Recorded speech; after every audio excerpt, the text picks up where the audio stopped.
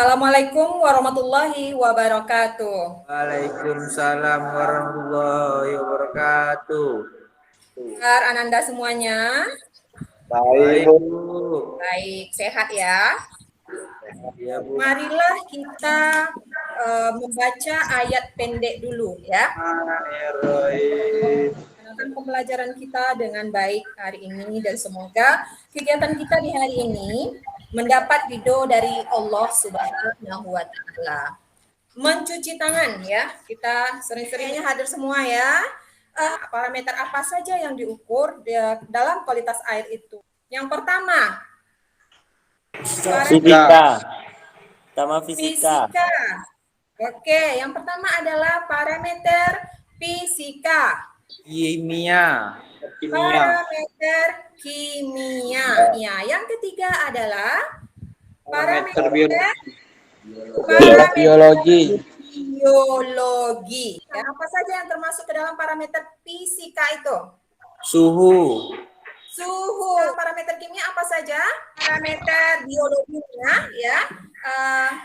Di longkang kita di paret ada to be fact ya, biasanya ada di situ banyak to be fact, tapi karena hujan nanti belum tahu kita ya. Biasanya hujan dia kan hanyut ya. Tapi kita coba lihat nanti ya.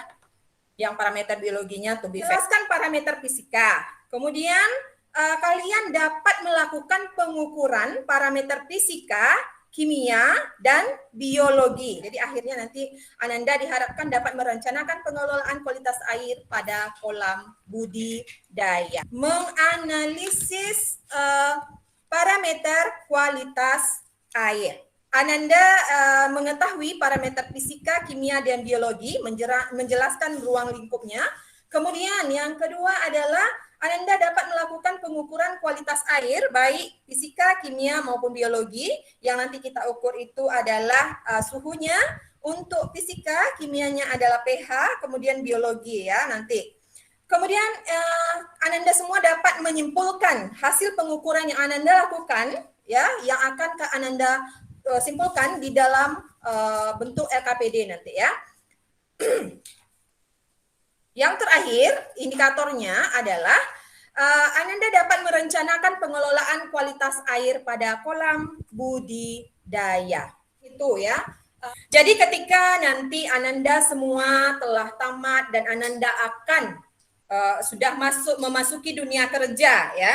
Memasuki dunia kerja, apakah Ananda akan bekerja dengan orang lain atau nanti Ananda membuat pembenihan sendiri atau pembesaran sendiri ya, usaha pembesaran sendiri ya. Ada abang-abang kalian itu yang membuat usaha pembenihan sendiri ya, yang tamat 3 tahun yang lalu ya, membuat usaha pembenihan sendiri. Jadi kualitas air ini ya, pengukuran kualitas air ini penting kita lakukan ya, untuk ya usaha kita dapat berjalan dengan baik. Jadi ketika kalian masuk ke dunia kerja itu sangat penting bagi kalian. Pembelajaran kita hari ini sangat penting bagi kalian. Apalagi nanti kalau misalnya kalian akan masuk ke fakultas perikanan, tentu akan lebih memudahkan kalian dalam pembelajaran selanjutnya. Ya, baiklah, praktekkan 3 parameter yaitu parameter fisika, parameter kimia, dan parameter biologi. Parameter fisika itu adalah suhu ya, nanti kelompok suhu, kemudian ada kelompok pH, kemudian ada kelompok parameter biologi ya, bentos mungkin kita lihat, atau plankton yang ada di perairan. Sekarang coba kalian amati video berikut ini. Kalau tidak, coba kalian dengarkan saja dulu ya. Mengenai manajemen kualitas air ini. Itu karena coba didengarkan. Apa nama alat ini? Termometer. Fungsinya untuk apa? Ilman tadi ya. Fungsinya untuk apa, Ilman? Atau yang lain? Mengukur suhu. Untuk mengukur suhu. Suhu termasuk ke dalam parameter fisika. Siapa tahu ini apa namanya? Ya, siapa yang masih ingat ini? Kita gunakan untuk mengukur apa ini? pH. Mengukur pH air, Bu. Oke, untuk mengukur pH air. Namanya adalah pH. Yang pertama adalah suhu ya. suhu, parameter fisika. Nanti yang kita ukur adalah suhu. Jadi suhu itu ya, suhu itu secara langsung atau tidak langsung ya, secara langsung atau tidak langsung sangat dipengaruhi oleh sinar matahari. Jadi panas air itu dapat dipengaruhi oleh sinar matahari. Perubahan suhu ya, perubahan suhu siang dan malam itu biasanya terjadi secara perlahan-lahan ya. Biasanya kalau kalian pergi ke sungai, kita akan punya sungai Kampar itu besar. Kalian pergi ke Sadi agak berubah dari pagi hari dan juga akan berubah di malam hari ya. Peningkatan suhu perairan ya 10 derajat Celcius maka akan meningkatkan konsumsi oksigen oleh organisme akuatik sekitar 2 sampai 3 kali lipat dari biasanya. Tetapi jadi ketika suhu air tinggi, maka oksigen akan rendah. Kandungan oksigen dalam air, kandungan oksigen terlarut di dalam air akan rendah. Ketika suhu rendah, kandungan oksigen terlarut di dalam air akan tinggi. Jadi perbandingannya adalah ketika suhu air tinggi, oksigen rendah. Ketika suhu air rendah, oksigen akan tinggi. Perairan tropis, suhu yang optimal itu ya, suhu yang bisa ditolerir itu adalah 25 sampai dengan 32 derajat Celcius. Tinggi atau rendahnya nilai pH air tergantung kepada 3 faktor ini. Yang pertama adalah konsentrasi gas-gas dalam air seperti CO2. Kemudian yang kedua konsentrasi garam-garam karbonat dan bikarbonat. Yang ketiga proses dekomposisi bahan organik di dasar perairan. Nilai pH berkisar dari 0 sampai 14. Ya Bu, terlihat Bu. 14 ya. 0 sampai 14. Hanya 6,5 sampai dengan 9. Dengan kisaran optimal 7,5 sampai dengan 8,7. Secara alamiah, pH perairan dipengaruhi oleh konsentrasi CO2, karbon dioksida, dan senyawa-senyawa bersifat asam. Reaksi sebaliknya terjadi pada peristiwa fotosintesis, di mana pada peristiwa fotosintesis tumbuhan hijau membutuhkan CO2 ya, sehingga menyebabkan pH air naik. Jadi pada peristiwa fotosintesis, fitoplankton dan tanaman air lainnya akan mengambil CO2 dari air selama proses fotosintesis di siang hari, sehingga mengakibatkan pH air meningkat pada siang hari dan menurun pada malam hari. Jadi dari yang Ibu jelaskan tadi, ada yang mau ditanyakan? Yang pertama yang harus kita lakukan adalah mengambil termometer di tempatnya, kemudian memegang termometer, jangan sampai tubuh kita bersentuhan dengan termometer, karena nanti suhu tubuh kita nanti juga akan terukur oleh termometer ini ya. Kemudian ini masukkan ke dalam, kita ambil air sampel. Kita ambil air sampel. Di sini termometer ke dalam Sampel. Kita biarkan beberapa saat. Kita biarkan beberapa saat sampai sampai angkanya tadi tetap tidak bergerak lagi, tidak naik dan tidak turun lagi, tidak bergerak. pH PPR. Cara kita menggunakan pH ini, kita ambil satu papernya, kita ambil satu, kemudian kita masukkan ke dalam air sampai warnanya ini tercelup ke dalam air ya, sampai warnanya ini tercelup ke dalam air. Nanti warnanya ini akan berubah. Warnanya kita perhatikan untuk menentukan pH air tersebut. Oke, pahamnya nanti kalian tuliskan di LKPD. Ya Bu. Ya, paham ya? Ya, di sini kita ambil sampel yang pertama.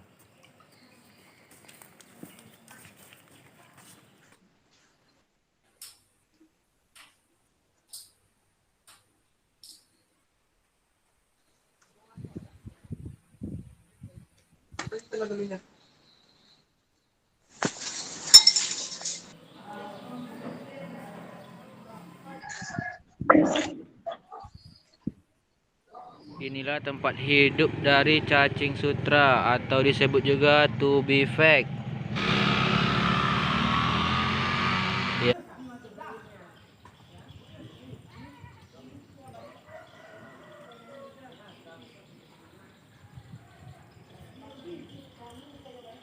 Ini contoh sampel pertama diambil dari kolam ikan lele.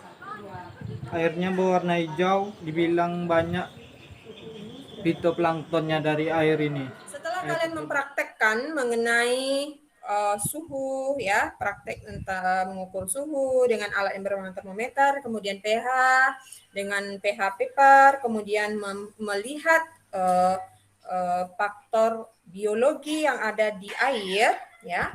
Kalau sudah kalian diskusikan bersama kelompoknya, sekarang silahkan kalian presentasikan per kelompok, dimulai dari kelompok A yaitu mengukur suhu. Silahkan. Sampel yang pertama kami dapatkan yaitu 29 derajat Celcius dan sampel kedua adalah 28 derajat Celcius.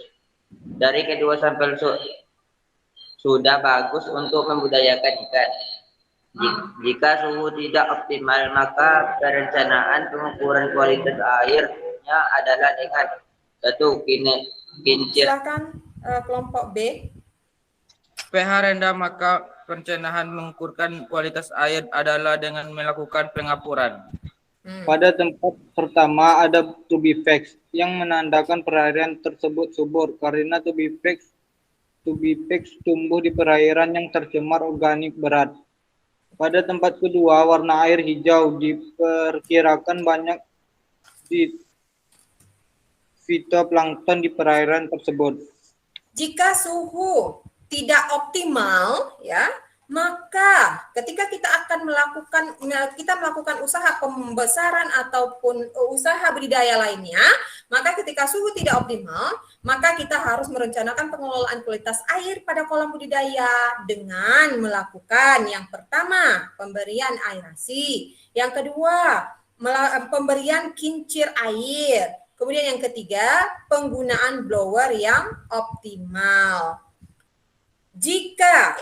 Jika pH-nya yang tidak optimal ya, melakukan pengapuran untuk menstabilkan pH air tersebut. Sehingga nanti ketika pH-nya sudah stabil, kita melakukan usaha budidaya, usaha kita dapat berjalan dengan lancar. Perairan ketika terdapat tubifex di sana ya, berarti perairan tadi subur, menandakan perairan tersebut subur karena tubifex itu dapat tumbuh pada perairan yang tercemar bahan organik berat ya. Dan bahan organik berat berarti menandakan perairan tersebut subur. Kemudian ada tadi sampel yang selanjutnya didapatkan warna airnya hijau. Banyak terdapat fitoplankton yang akan bagus untuk makan ikan ya. Jadi menandakan bahwa perairan tersebut subur. Mengerjakan tes sumatif ya, silakan dikerjakan tes sumatifnya. Ibu beri waktu selama 2 menit. Silakan dikerjakan. Hasil tes sumatif kalian ini ya, kalian fotokan kemudian kalian kirimkan japri ibu saja ya. Saran kita adalah mengenai mengevaluasi kelayakan parameter kualitas air untuk budidaya. Jadi kita akan melakukan perencanaan kualitas air untuk usaha budidaya. Silakan kalian baca materi mengenai kelayakan parameter kualitas air untuk budidaya. Baiklah, untuk mengakhiri pelajaran kita hari ini, marilah kita berdoa. Pembelajaran kita sudah berakhir dan semoga apa yang kita lakukan hari ini mendarat ridho dari Allah Subhanahu wa taala dan apa yang kita lakukan ini berguna bagi kita. Amin. Dan kita akhiri pembelajaran kita selalu berada dalam keadaan sehat. Pembelajaran kita dengan mengucapkan Assalamualaikum warahmatullahi wabarakatuh.